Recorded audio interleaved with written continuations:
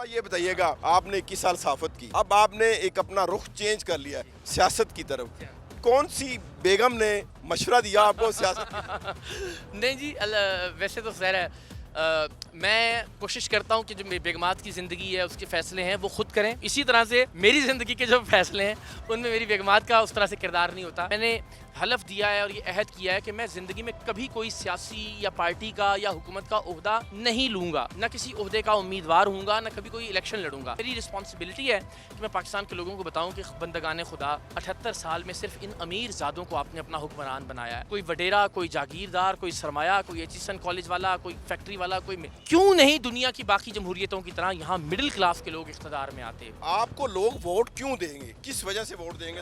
میں نے عرض کیا میں ووٹ نہیں مانگ رہا. پاکستان کی 78 سال کی تاریخ میں یہ پہلا موقع ہے کہ کوئی آدمی یہ نہیں کہہ رہا کہ مجھے وزیر اعظم بنائے، میں یہ کر کے دکھاؤں گا. میں تو یہ کہہ رہا ہوں کہ آپ اپنے اندر سے وزیر اعظم بنائیے. اگر آپ کا غریب آدمی بیچارہ لوڈ شیڈنگ سے مارا جا رہا ہے، ہر گھنٹے میں اس وقت پاکستان بھر میں لوڈ شیڈنگ ہو رہی ہے، پیٹرول کی قیمتوں کا معاملہ آپ کے سامنے ہے، گیس کو ہم ویسے ہی بھول چکے ہیں اللہ کی مہربانی سے. یہ جو بنیادی مسائل ہیں یہ اگر ہم حل کرنے کے قابل نہیں ہیں، پھر مجھے لگتا ہے کہ یہ اس طرح کی کامیابیاں آپ 1 لاکھ بھی حاصل کر لیں تو ظاہر ہے اس کا کوئی فائدہ پاکستان کے لوگوں کو نہیں ہوگا. ایر وائر کو سنا آپ نے چھوڑ دیا، اب اس کے بعد اگلا کیا عمل، اب رزق کہاں سے کمائیں گے؟ میں جی گاؤں تھا میرا چھوٹا سا فیصل آباد کے قریب، مشکل میں ہم نے بڑی زندگی گزاری. اس پروردگار نے یہاں تک کے راستے بنائے ہیں، وہ آگے کے راستے بھی بنائے گا. عین ممکن ہے کہ میں ٹیلی ویژن کو ہمیشہ کے لیے خیر آباد کہتا ہوں. میں نے ایک مشن، ایک مقصد جو کہ عوام راج ہے، جس سے میں پوری دیانتداری سے سمجھتا ہوں کہ یہ پاکستان کے مسائل کا حل ہے، اس کے لیے ایک چھوٹی سی قربانی دی اپنے طور پر، اور یہ کہ مجھے اپنا کریئر قربان کرنا پڑا. لیکن آگے کیا ہوگا یہ پروردگار کی ذات فیصلہ کرے گی. عدالت میں کیا ہوا؟ کچھ بھی نہیں. عدالت میں جو تاریخ پہ تاریخ. اندازہ یہ کیجئے کہ حق خطیب جیسا فراڈیا جس کے بارے میں ہم ایویڈنس دے رہے ہیں، روزانہ کی بنیاد پر ویڈیوز دکھائی، ہم نے بتایا کہ کیسے آنکھوں سے جعلی چینیں نکالتا ہے، منہ سے کیلیں برآمد کرتا ہے، کوئی اس کو آیت نہیں آتی، کوئی اس کو حدیث نہیں آتی. یہ 8ویں مہینے میں بجائے اس کے کہ اس کے خلاف کوئی کارروائی ہوتی، وہ جیل جاتا ہے، FIR ہوتی، وہ آرمی چیف اور وزیر اعظم پاکستان کی علماء کانفرنس میں سب سے پہلی سیٹ پہ بیٹھا ہوا تھا. جی بالکل، میں ہوں چودھری سجاد اور آپ دیکھ رہے ہیں ایک ڈیجیٹل. آج ہم آپ کو ایک ایسی ہستی سے ملوائیں گے جو بڑے بڑے راز فاش کر رہے ہیں، اور آج وہ عدالت میں بھی پیش ہوئے. ہم اس سے بڑی ساری باتیں بھی کریں گے، تلخ سوالات بھی کریں گے، ان سے ان کا جواب بھی لیں گے. آپ جانتے ہیں بہت مشہور آدمی ہیں اقرار الحسن صاحب. السلام علیکم سر. السلام علیکم جناب. بہت شکریہ وقت دینے کے لیے. مہربانی جی. اچھا سب سے پہلے یہ بتائیے گا کہ حق خطیب والا قصہ کہاں تک پہنچا؟ جی آج اسی کی تاریخ تھی جی. راولپنڈی کی عدالت میں ہم یہاں حاضر ہوئے ہیں.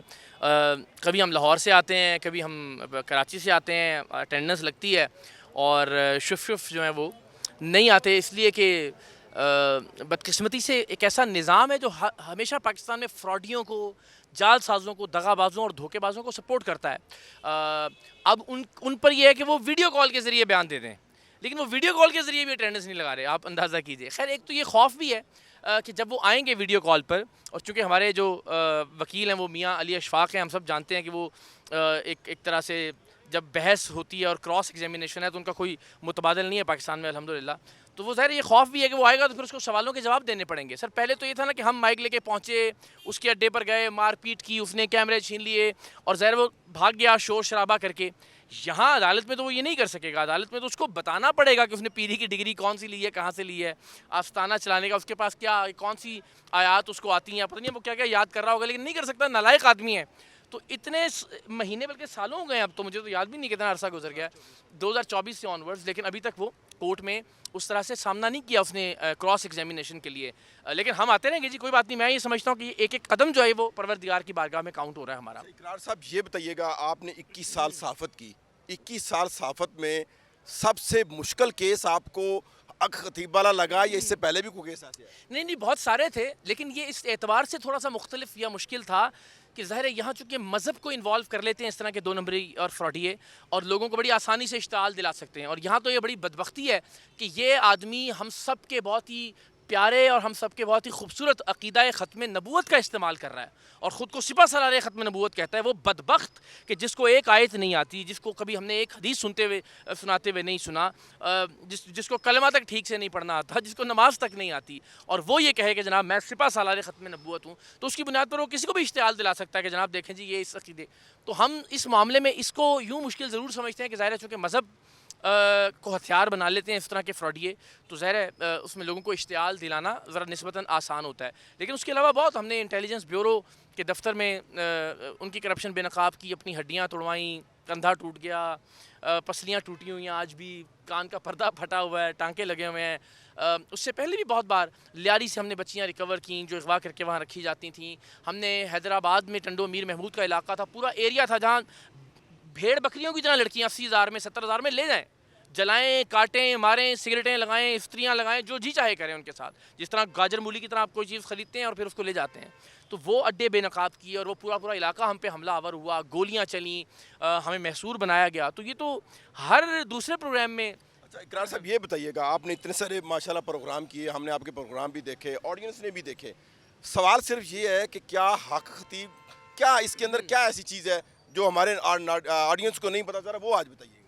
حق خطیب میں تو کچھ نہیں ہے سوائے فراڈ کے، لیکن حق خطیب کے ساتھ جو طاقتیں اور قوتیں ہیں وہ بدقسمتی سے کون ہے سر؟ وہ پاکستان کی سب سے طاقتور قوتیں. میں آپ کو بتا دیتا ہوں اور آپ بھی سمجھ جائیں گے، لوگ بھی سمجھ جائیں گے. اندازہ یہ کیجئے کہ حق خطیب جیسا فراڈیا جس کے بارے میں ہم ایویڈنس دے رہے ہیں، روزانہ کی بنیاد پر ویڈیوز دکھائیں، ہم نے بتایا کہ کیسے آنکھوں سے جعلی چینیں نکالتا ہے، منہ سے کیلیں برآمد کرتا ہے، کوئی اس کو آیت نہیں آتی، کوئی اس کو حدیث نہیں آتی. وہ آدمی جب ہم نے 8 مہینے اس کے خلاف یہ سارے ایویڈنس پیش کیے، 8ویں مہینے میں بجائے اس کے کہ اس کے خلاف کوئی کارروائی ہوتی، وہ جیل جاتا، ایف آئی آر ہوتی، وہ آرمی چیف اور وزیر اعظم پاکستان کی علماء کانفرنس میں سب سے پہلی سیٹ پہ بیٹھا ہوا تھا. ہم نے ٹی وی میں دیکھا اس کو کہ سبحان اللہ، علماء مشائخ کانفرنس میں جو جید علماء ہیں، جو صحیح معنوں میں مشائخ ہیں، جو خانقاہوں کے لوگ ہیں، وہ دوسری تیسری چوتھی پانچویں لائن میں بیٹھے ہوئے ہیں، اور یہ فراڈیا سب سے مین کارنر والی پہلی سیٹ کے اوپر یہ بیٹھا ہوا ہے. کیا وجوہات ہو سکتی؟ ظاہر ہے دیکھیے نا جی، آرمی چیف کی موجودگی میں اگر کوئی شخص سب سے پرائم سیٹ پہ بیٹھا ہوا ہے تو اس کا مطلب ہے کہ وہ ادارے میں طاقتور ہے، اس کے روابط ہیں، اس کے کنیکشنز ہیں، تبھی وہ سیٹ تک پہنچے گا نا آرمی چیف. آپ نے اس کو جو ہے وہ نقاب کیا، صرف یہ بتائیں سب سے اہم بات کہ جب آپ نے یہ چیزیں نکالی، یہ کس طریقے سے آنکھوں سے وہ چیزیں نکال رہا ہے، وہ چیزیں جیسے آپ نے بتائی ہیں، اس کے پیچھے کیا تھا؟ کچھ بھی نہیں جی، آپ کہتے ہیں میں ابھی آپ کو آپ کے کیمرے میں چین لے آتے ہیں کہیں سے، آپ کی آنکھ سے نکال کے دکھا دیتا ہوں. اب ایک فراڈیا یہ کہہ رہا ہے کہ جی میں آنکھ سے چین نکال رہا ہوں، یہ میری کرامت ہے. میں آپ کو کہہ رہا ہوں یہ صرف کرتب ہے، میں بھی کر کے دکھا سکتا ہوں، ان کو بھی سکھا دوں گا، کوئی بھی کر کے دکھا دے گا آپ کو. تو اس کا مطلب ہے وہ فراڈیا ثابت ہو گیا نا، پکڑا گیا رنگے ہاتھوں. جس کو وہ اپنی کرامت کہہ کے ٹی وی پہ اور سوشل میڈیا پہ دکھا رہا تھا اور بتا رہا تھا کہ جی آپ دیکھیں میں ولی ہوں، میں قلندرے دورا ہوں، اور میں نے آنکھ سے چین نکال دی کیونکہ جنوں نے چین اندر ڈالی ہوئی تھی. اور میں کہہ رہا ہوں کہ فراڈی ہے، یہ اللہ کی آنکھ نے یہ ایک پاکٹ بنائی ہوئی ہے اللہ کی ذات نے، یہاں پہ کوئی بھی چیز آنکھیں نم سن کر کے رکھ سکتے ہیں اور اس کو نکال سکتے ہیں، موتی ہو، چین ہو، میں آپ کی آنکھ سے بھی کر کے دکھا سکتا ہوں. آج عدالت میں کیا ہوا؟ کچھ بھی نہیں عدالت میں جو تاریخ پہ تاریخ، تاریخ پہ تاریخ. اچھا سر، دوسرا یہ بتائیے گا، آپ نے 21 سال صحافت کی، اب آپ نے ایک اپنا رخ چینج کر لیا ہے سیاست کی طرف. کون سی بیگم نے مشورہ دیا آپ کو سیاست کی طرف؟ نہیں جی، ویسے تو ظاہر ہے میں کوشش کرتا ہوں کہ جو بیگمات کی زندگی ہے اس کے فیصلے ہیں وہ خود کریں. میں ہمیشہ یقین رکھتا ہوں خواتین کی امپاورمنٹ پہ، اور میں چاہتا ہوں کہ کبھی کوئی فیصلہ ان پہ مسلط نہ کروں. اسی طرح سے میری زندگی کے جو فیصلے ہیں ان میں میری بیگمات کا اس طرح سے کردار نہیں ہوتا، اور وہ میں سر کہتے ہیں نا کہ ایک کامیاب مرد کے پیچھے ایک کامیاب 3 خواتین ہیں الحمدللہ، اللہ کی مہربانی. ایک نہیں تین نہیں 4 کہہ لیجیے. میری والدہ ظاہر ہے ان کی دعائیں اور ان کے سپورٹ بھی ظاہر ہے. یہ بتائیے گا کون سی مسز نے آپ کو زیادہ کہا کہ سیاست کی طرف جانا چاہیے؟ نہیں یہ کسی کا بھی یعنی کسی کی بھی رائے نہیں تھی کہ یہ کرنا چاہیے. یہ میرا اپنا ایک پیشن ہے اور مجھے لگتا ہے کہ پاکستان میں کرنا چاہیے، لیکن میں سیاست کی طرف نہیں آیا ہوں. تھوڑی سی اس کی وضاحت ضروری ہے. میں نے حلف دیا ہے اور یہ عہد کیا ہے کہ میں زندگی میں کبھی کوئی سیاسی یا پارٹی کا یا حکومت کا عہدہ نہیں لوں گا، نہ کسی عہدے کا امیدوار ہوں گا، نہ کبھی کوئی الیکشن لڑوں گا. میں جس طرح ہم سارے صحافی ہیں، کوئی بھی بات لوگوں تک پہنچانا ہمارا آپ کا فرض ہے جسے ہم ٹھیک سمجھتے ہیں. یہ میری رسپانسبلٹی ہے کہ میں پاکستان کے لوگوں کو بتاؤں کہ بندگان خدا 78 سال میں صرف ان امیر زادوں کو آپ نے اپنا حکمران بنایا ہے. کوئی وڈیرا، کوئی جاگیردار، کوئی سرمایہ، کوئی ایچیسن کالج والا، کوئی فیکٹری والا، کوئی کیوں نہیں دنیا کی باقی جمہوریتوں کی طرح یہاں مڈل کلاس کے لوگ اقتدار میں آتے، اور مڈل کلاس کے لوگ بھی اقتدار میں کسی کی خوشنودی، کسی کی چاپلوسی یا کسی کی خوشامد کر کے نہیں، اپنی قابلیت یا میرٹ کی بنیاد کے اوپر.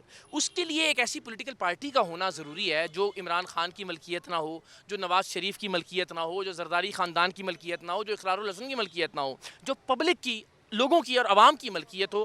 اس میں میرٹ کا اور انٹرنل الیکشن کا ایک سسٹم ہو، اور اس میں سے جو سب سے بیسٹ لوگ ہیں وہ یونین کونسل، تحصیل، ڈسٹرکٹ سے ہوتے ہوئے مرکز تک پہنچ جائیں. آپ نے سیاست کی بات کر دی، اب ہمیں یہ بتائیں کہ جب آپ سیاست پہ جائیں گے تو کیا آپ کو لگتا ہے کہ ایسے پیروں کے خلاف کوئی آپ کو کوئی میکانزم بنائیں گے؟ میری رائے تو یہ ضرور ہوگی اور میری درخواست ہوگی کہ جب یہ پاکستان کے نوجوان جو ہیں یہ برسر اقتدار آئیں، مڈل کلاس کے لوگ انشاءاللہ مسند اقتدار تک پہنچیں تو ضرور ان فراڈیوں کے خلاف قانون سازی بھی کریں، اور ان کو اس لیے کہ بہت سارے گھر برباد ہوتے ہیں، لوگوں کے بچے مارے جاتے ہیں، لوگ آپ سوچیں کوئی بیچارہ خیرپور سے، کوئی بلوچستان سے کینسر زدہ اپنی ماں کو تکلیف میں لے کے اس فراڈیے کے شف کے اڈے پہ آتا ہے، اور یہاں جو ہے وہ سارا کچھ اپنا جو ہے نا لنگر کے نام پہ پیسے دے کے لٹ کے جاتا ہے واپس، اور الٹیمیٹلی ماں مر جاتی ہے رستے میں اس کی، بچے یہاں لے کر آتے ہیں لوگ اپنے، اور یہ فراڈیا کہتا ہے کہ آپ نے ڈاکٹر کے پاس نہیں لے کے جانے، اور لوگوں کے سامنے ان کے بچے ایڑیاں رگڑ رگڑ کے مر جاتے ہیں۔ تو مجھے لگتا ہے کہ یہ اس پوری دو نمبری اور فراڈ کو ختم کرنا ہوگا، اور یہ نوجوان کریں گے انشاءاللہ۔ اقرار صاحب یہ بتائیے گا، آپ نے سیاست تو اب شروع کر رکھی ہے، مختلف جگہوں پہ ہم آپ کو دیکھ رہے ہیں، آپ کو لوگ ووٹ کیوں دیں گے؟ کس وجہ سے ووٹ دیں گے؟ ذرا یہ میں نے عرض کیا میں ووٹ نہیں مانگ رہا۔ پاکستان کی 78 سال کی تاریخ میں یہ پہلا موقع ہے کہ کوئی آدمی یہ نہیں کہہ رہا کہ مجھے وزیر اعظم بنائیں، میں یہ کر کے دکھاؤں گا، مجھے لیڈر بنائیں، میں انقلاب لاؤں گا، یا مجھے ووٹ دیں میں تبدیلی لے کر آؤں گا۔ میں تو یہ کہہ رہا ہوں کہ آپ اپنے اندر سے وزیر اعظم بنائیے، آپ اپنے اندر سے لوگوں کو لیڈرز بنائیے، جیسے مڈل کلاس کے لیڈرز آرگینک طریقے سے فطری طور پر جو میرٹ اور قابلیت اور صلاحیت کی بنیاد پر ہیں وہ لوگ آگے آئیں۔ تو میں نہ آج ووٹ مانگ رہا ہوں، نہ میں زندگی کے کسی حصے میں ووٹ مانگوں گا، نہ میں آج کسی عہدے کا امیدوار ہوں، نہ میں زندگی کے کبھی کسی اور موقع پر جو ہے وہ کسی عہدے کا امیدوار ہوں گا۔ تو میری صرف ایک سادہ سی درخواست ہے کہ ایک ایسی پارٹی بننی چاہیے اس ملک میں جو لوگوں کی ملکیت ہو، اور لوگوں میں سے ہی میرٹ اور قابلیت اور انٹرنل الیکشن کی بنیاد پہ اس کے لیڈرز آئیں، اپنا کام کریں، اور پھر نئے لیڈرز منتخب ہو جائیں، جیسے دنیا بھر میں سیاسی جمہوری جماعتوں میں ہوتا ہے۔ اقرار صاحب یہ بتائیے گا، اس وقت ملک کے اندر اس وقت میں آپ کی گزارش کر رہا ہوں۔ مذاکرات کی دور چل رہی ہے، ایران امریکہ اسرائیل کی جنگ کی اگر بات کریں تو آرمی چیف وزیر اعظم اس وقت اہم رول ادا کر رہے ہیں، پاکستان کی اس وقت اگر دیکھا جائے تو بہت بڑا نام بن چکا ہے، آپ اس کے اوپر کیا کہتے ہیں؟ میں آپ کہتے ہیں نا جی، وہ پنجابی میں کہتے ہیں نکو نک خوش ہوتا ہے نا جیسے آدمی، اس ملک کی جہاں بہتری کی بات ہوگی، اس ملک کا پرچم جہاں سر بلند ہوگا، اس ملک کے پاسپورٹ کو جہاں عزت ملے گی، اسلام آباد جہاں جہاں احترام سے ڈسکس کیا جائے گا، جہاں جہاں پازیٹیولی ہمارا ملک رپورٹ ہوگا، کسی دہشت گردی کے واقعے کی وجہ سے نہیں، کسی کرپشن کے واقعے کی وجہ سے نہیں، کسی دو نمبری کی وجہ سے نہیں، ایک پازیٹیو اور اس پازیٹیو انداز میں کہ دنیا کی طاقتوں اور قوتوں کے فیصلے ہمارے وفاقی دارالحکومت میں ہوں، تو میرا خیال ہے کسی بھی ایک پاکستانی کا دل جو ہے وہ بڑا تگڑا ہوتا ہے، اور بڑی خوشی ہوتی ہے اس بات پر۔ ایک چھوٹی سی ریکویسٹ اور درخواست یہ ضرور ہے کہ یہ سب کچھ ہو رہا ہے، ہم سب خوش ہیں، ہم سب حکمرانوں کے ساتھ ہیں تمام تر اختلافات کے باوجود۔ ایک لمبی بحث ہے کہ وہ کیسے آئے اور کیسے ان کو لایا گیا، لیکن پاکستان کی بات ہے تو ہم سب چیزیں بھلانے کے لیے تیار ہیں، بھول چکے ہیں، پاکستان کی بات کر رہے ہیں، پاکستان کے نعرے لگا رہے ہیں، لگاتے رہیں گے آخری دم تک، لیکن ان کامیابیوں کو جو سفارتی کامیابیاں ہیں ان کو کنورٹ کرنے کی ضرورت ہے عام آدمی کی زندگی کے مسائل حل کرنے کے حوالے سے بھی۔ اگر آپ کا غریب آدمی بیچارہ لوڈ شیڈنگ سے مارا جا رہا ہے، ہر گھنٹے میں اس وقت پاکستان بھر میں لوڈ شیڈنگ ہو رہی ہے، پیٹرول کی قیمتوں کا معاملہ آپ کے سامنے ہے، گیس کو ہم ویسے ہی بھول چکے ہیں اللہ کی مہربانی سے، تو یہ جو بنیادی مسائل ہیں یہ اگر ہم حل کرنے کے قابل نہیں ہیں تو پھر مجھے لگتا ہے کہ یہ اس طرح کی کامیابیاں آپ 1,00,000 بھی حاصل کر لیں تو ظاہر ہے اس کا کوئی فائدہ پاکستان کے لوگوں کو نہیں ہوگا، تو ان کو کنورٹ کرنے کی ضرورت ہے اکنامکلی اور پاکستان کے لوگوں کے مسائل حل کرنے کے حوالے سے۔ جیسے کہ کچھ جو ہے وہ ذرائع سے یہ پتہ چل رہا ہے کہ ڈونلڈ ٹرمپ پاکستان آ رہا ہے، آپ سمجھتے ہیں اس کو پاکستان آنا چاہیے یا جیسے جے ڈی وینس پہلے آیا اس کو آنا چاہیے؟ سر میرے کہنے سے تو اگر ٹرمپ آ جائے تو کیا ہی بات ہے، لیکن وائی ناٹ، میری خواہش ہوگی کہ دنیا کے جو سب سے بڑے لیڈرز ہیں، دنیا کے جو سب سے بڑے عہدے داران ہیں، جو سپر پاورز کے رہنما ہیں، وہ پاکستان آئیں، پاکستان میں ان کا ہونا پاکستان کا ایک بیسٹ اور بیٹر امیج جو ہے وہ دنیا کو دکھائے گا سیکیورٹی کے اعتبار سے۔ ہمارا شہر اسلام آباد ویسے ہی دنیا کا پیارا ترین دارالحکومت ہے ماشاءاللہ، اس کے مناظر، اس کے ویژولز دنیا دیکھے گی، پاکستان کے بارے میں پرسیپشن تبدیل ہوگا، تو میرا یہ خیال ہے کہ جو چیز میرے ملک کو عزت عطا کرے گی میں اس کی خواہش بھی کروں گا اور میں اس کی دعا بھی کروں گا۔ سر یہ بتائیے گا، آپ کے بارے میں یہ پتہ چلا ہے کہ آپ نے 21 سال ایک چینل کو دیے، ایئر وائر کو سنا آپ نے چھوڑ دیا، اب اس کے بعد اگلا کیا عمل ہے؟ وہ چھوٹے سے بچوں کے بارے میں کیا سوچیں گے؟ 3 بیگ میں ایک مدر، رزق کہاں سے کمائیں گے؟ میں جی گاؤں تھا میرا چھوٹا سا فیصل آباد کے قریب، اور میرے والد وہاں کے امام مسجد تھے، اور وہ بھی بچپن میں ان سے علیحدگی ہوگی والدہ کی، تو ہم بڑی مشکل میں ہم نے بڑی زندگی گزاری. تو میں نے تو تب بھی نہیں سوچا تھا کہ اللہ یہاں آپ کے سامنے مائک کے سامنے اور کیمرے کے سامنے لا کے مجھے کھڑا کر دے گا، اتنے پیار کرنے والے لوگ موجود ہوں گے. تو جس پروردگار نے یہاں تک کے راستے بنائے ہیں وہ آگے کے راستے بھی بنائے گا. تو ابھی آج کی تاریخ تک تو اللہ کو نظر جان کے میں آپ سے کہتا ہوں مجھے کچھ پتہ نہیں کہ کیا ہوگا. میں نے ایک مشن، ایک مقصد جو کہ عوام راج ہے، جس سے میں پوری دیانتداری سے سمجھتا ہوں کہ یہ پاکستان کے مسائل کا حل ہے، اس کے لیے ایک چھوٹی سی قربانی دی ہے اپنے طور پر. اور یہ کہ مجھے اپنا کریئر قربان کرنا پڑا، اس کی وجہ سے اپنے اے آر وے کا جو 21 سال کا سفر تھا وہ چھوڑنا پڑا. لیکن آگے کیا ہوگا یہ پروردگار کی ذات فیصلہ کرے گی. میرا ایک کام ہے، میرا کام ہے نیت ٹھیک رکھنا اور محنت میں کوئی کسر نہ چھوڑنا. باقی اللہ کے ہاتھ پہ چھوڑ دیتے ہیں. چینل جوائن کر رہے ہیں؟ ابھی آج کی تاریخ تک نہیں، ظاہر ہے مختلف سے آفریں آئیں؟ کچھ جگہ سے میرا رابطہ ہے، کچھ جگہ سے پیشکش ہے. کل کے بعد ذرا زیادہ جگہوں سے رابطہ ہوا ہے. لیکن دعا کیجیے اگر کچھ اچھا ہو تو. اس کا مطلب ہے کہ آپ پھر اے آر وائی کو چھوڑ کے کسی اور کو جوائن کرنے جا رہے ہیں؟ نہیں، اللہ جانتا ہے آج تک یہ فیصلہ نہیں ہوا. اس لمحے تک جب میں آپ سے بات کر رہا ہوں تو یہ کوئی ایسا ڈیسیجن نہیں ہے. عین ممکن ہے کہ میں ٹیلی ویژن کو ہمیشہ کے لیے خیر آباد کہہ دوں. جی بہت شکریہ سر. آپ کی مہربانی سر، تھینک یو. جس طرح کہ اقرار حسن نے ہمارے ساتھ بات کی اور ان کا یہ کہنا ہے کہ ہم جو ہے وہ آنے والے وقت میں کسی چینل کو جوائن نہیں کریں گے. جی